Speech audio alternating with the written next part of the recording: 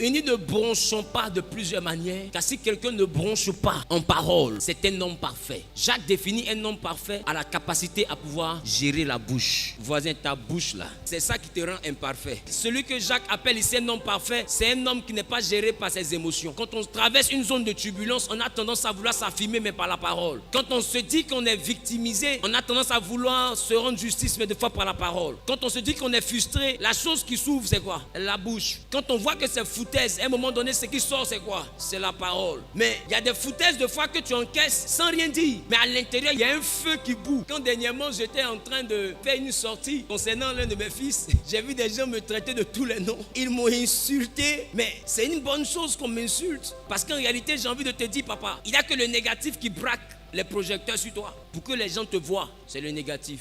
Que les gens te remarquent, c'est le positif. L'homme voit plus facilement la personne de qui on parle mal. Ou bien si tu veux, papa, fais du bien à quelqu'un et puis fais-lui un jour du mal. C'est le mal là il va voir. Il ne va pas voir le bien. L'homme voit le mal. C'est le mal que l'homme arrive à bien voir. Donc il ne faut pas en vouloir aux hommes. Donc quand j'ai utilisé cette stratégie, beaucoup ont commencé à se ruer. Et après ils ont compris qu'ils doivent aller payer ticket. Écoute-moi, celui qui ne bronche pas en parole, la Bible l'appelle un homme parfait. Mais il y en a qui n'ont rien compris. Ils ont commencé à maudire mon ministère. Ils ont commencé à insulter mon ministère. Tu ne connais même pas l'alliance de cet homme. Tu ne connais même pas ses motivations. Mais ils se sont pressés, ils ont commencé à broncher. Pata, pata, pata. Tu vois que l'homme parle vite. Pata, pata, pata. Il dit celui qui ne bronche pas, surtout en parole, est un homme parfait. Et il y en a qui ont voulu parler mais qui n'ont pas parlé. Quand j'ai fini de faire la deuxième vidéo, ils ont dit on a bien fait de ne pas parler. Maintenant tous ceux qui ont commencé à parler là, un prophète, fallait nous dire ça. Au moment de dire je m'excuse, je ne pensais pas que c'était ça. Mais ta bouche, tu viens de maudire un arbre que Dieu approuve. Pourquoi? Parce que tu te hâtes d'ouvrir la bouche pour prononcer de mauvaises paroles.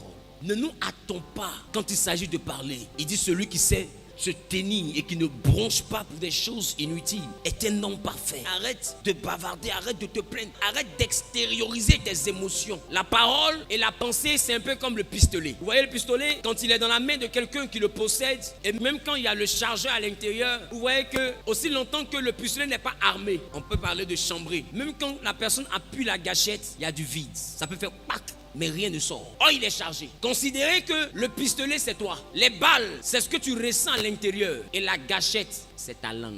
Quand tu ressens des choses à l'intérieur et qu'elles sont négatives, c'est comme si tu viens de charger le pistolet. Aussi longtemps que tu ne parles pas, tu ne détruis rien. Mais dès l'instant que tu parles, tu viens de presser la détente. Et le coup est parti. Tu vas beau regretter, mais c'est parti. Et nous sommes comme Dieu, parce que nous sommes à son image, c'est ça? La parole de Dieu ne revient pas à lui sans avoir accompli l'effet pour lequel elle a été relâchée. Attends, si nous sommes l'image de Dieu, il te faut comprendre que toutes les paroles que tu relâches ne reviennent pas aussi à toi sans accomplir l'effet pour lequel ces paroles là ont été relâchées. Alors j'ai envie de te poser la question, pourquoi donc tu prends plaisir à relâcher de mauvaises paroles si la Bible dit que les paroles ne reviendront pas sans accomplir le mauvais effet pour lequel tu as relâché? Donc ça veut dire qu'à chaque fois que tu relâches une mauvaise parole, tu plantes une mauvaise chose dans la vie de quelqu'un. Il faut faire attention. Même tes enfants peuvent t'énerver, mais ne maudis pas. Et ça c'est le propre des mamans africaines. Si j'ai fait ça à mon papa, si j'ai fait ça à ma maman, c'est arrivé là-bas. La Bible dit que la folie est rattachée au cœur de l'enfant, mais avec la verge, tu l'en détourneras. La Bible n'a pas dit avec la malédiction.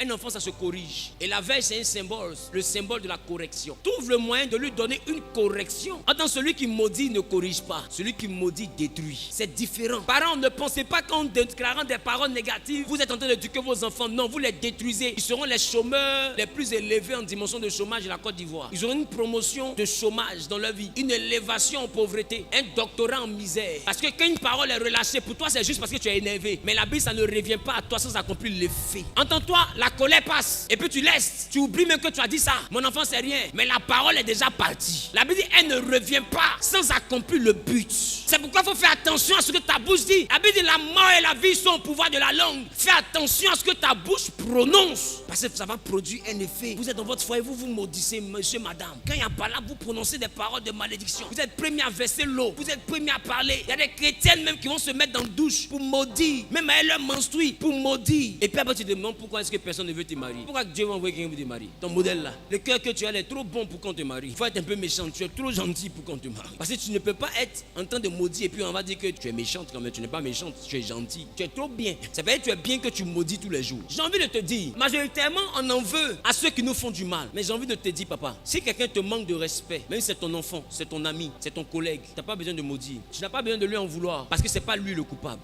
Et toi-même. Parce que j'ai envie de te dire, si quelqu'un doit te respecter, ça dépend de toi. Si quelqu'un doit te manquer de respect, ça dépend de toi. Faut pas en vouloir à celui qui te manque de respect. Moi, je vois les maïsons, ça comment on prononce ça. Quand on est énervé dans les querelles, jusqu'à ce qu'on arrive à querelle, qu'est-ce que toi-même tu as fait pour que querelle arrive? Tu regardes ce que la personne t'a dit, mais quel comportement tu as eu qui a occasionné tout ça jusqu'à envoyer des querelles, jusqu'à envoyer le manque de respect. Faut pas en vouloir à celui qui te manque de respect. Faut t'en vouloir à toi-même. Si tu demandes pardon, faut lui dire moi je t'ai pardonné. Mais la personne à qui j'arrive pas à pardonner là, c'est moi-même. Et si j'avais connu ma place, on n'allait pas arriver à ce niveau-là jusqu'à ce que le quartier nous regarde. Si j'avais su me comporter, tu n'allais même pas avoir le culot de me dire tout ce que tu m'as dit ce matin. Donc c'est pas toi. Pas en vouloir à quelqu'un. Il y a des gens majoritairement au début de vos relations, même amicales, les personnes te respectent bien, mais à un moment donné, tu vois que la personne veut monter sur ta tête. C'est pas elle. Rappelle-toi de comment la personne t'a salué dans les premiers jours. Rappelle-toi de comment la personne te parlait au début. Donc si tout ça, ça a changé là, c'est pas la personne, c'est le degré auquel tu t'es ouvert là, que foutaise commence là. Le prix auquel tu te vends là, c'est à ce prix là on t'achète. Voilà, tu peux pas me vendre une voiture à 1 million et me dire c'est pas le prix. Mon ami, c'est pas le prix que tu m'as vendu. C'est pas une offrande. Parce que 1 million c'est pas rien. Non, j'étais trop arrangé, tu m'as pas trop arrangé, j'ai payé. C'est pas ça coûte 1 million que tu m'as vendu à 1 million. Ne te vends pas moins cher. Il faut savoir tenir ta langue, tu seras un homme parfait. Et puis tu auras toujours raison. Quand tu ne bronches pas en parole, c'est les autres qui parlent. Et toi, tu te calmes. Ils vont parler jusqu'à quand on finit là. C'est qui on va estimer. Peut-être que l'autre va se sentir plus fort parce qu'il a parlé, tu n'as pas parlé. Mais à la fin, tout le monde a vu comment il est. Mais toi, personne ne sait comment tu es. Tu restes un mystère pour ton entourage. Et celui qui reste un mystère pour son entourage devient comme Dieu. Parce que Dieu en fait tout mais il ne crie pas. Il ne parle pas. Tu ne vas pas le voir dans les rues en train de s'agiter. Non, il est calme. Mais toi seul, tu as senti. Tu as senti parce que la vie même va commencer à prendre un modèle. Là. Tu vas comprendre que tu as fait quelque chose qui n'est pas bon. C'est que Dieu là, il ne s'énerve pas pour venir crier, non. Mais quand il s'énerve, il remodèle les choses autour de toi. Toi-même, tu commences à constater que tout commence à devenir bizarre. Il t'a rien dit, hein. Toi, j'ai le temps de demander pardon. Donc quand quelqu'un commence à faire ce genre de choses, tu te calmes et puis tu changes de comportement. Il doit constater que ton comportement a changé. Ta manière de causer a changé. Ta manière même de plaisanter a changé. Ta manière de rire a changé. Tu mets plus ta bouche dans n'importe quelle causerie qui le concerne. Pourquoi? Parce que désormais, entre toi et moi, distancia. Je ne te déteste pas, mais je me protège désormais.